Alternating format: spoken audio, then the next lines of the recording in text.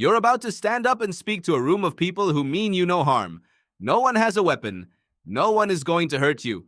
And yet your heart is pounding, your palms are damp, and your mind has gone strangely, unhelpfully blank. You call this stage fright. But the real answer is far stranger.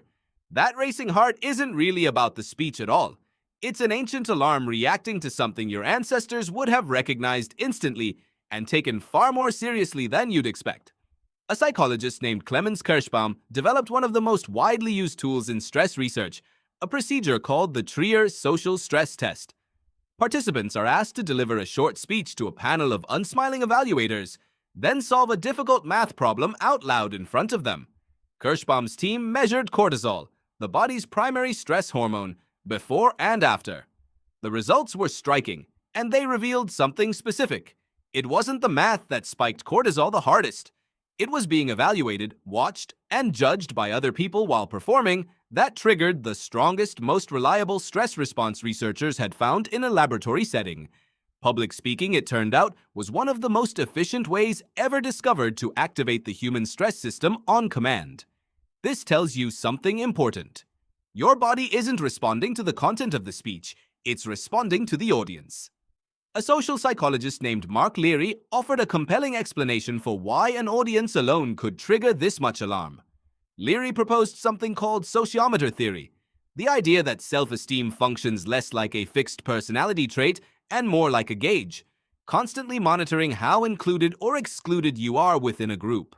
When Leary and his colleagues tested this, they found that self-esteem dropped sharply and predictably whenever people believed they were being evaluated negatively by others, even by strangers they would never see again.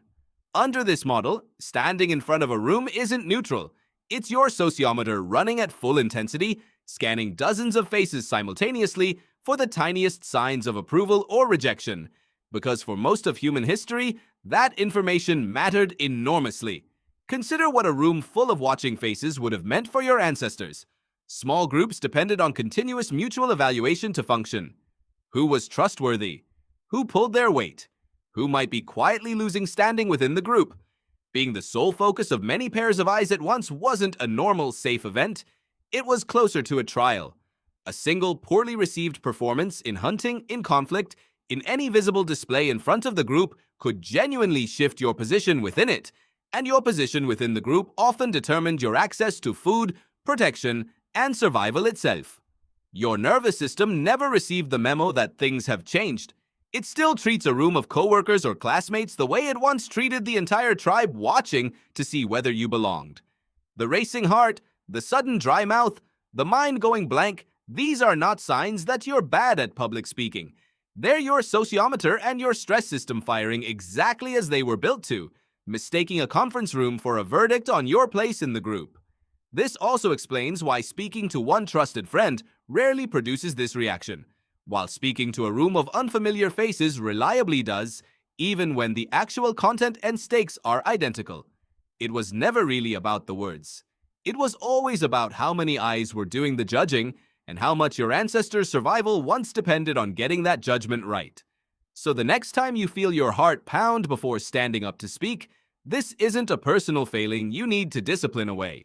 It's one of your oldest systems doing precisely the job it evolved to do, treating a room full of attention the way your ancestors' lives once genuinely depended on treating it.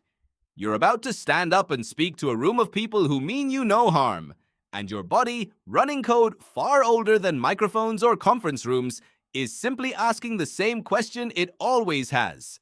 Am I still safely one of you?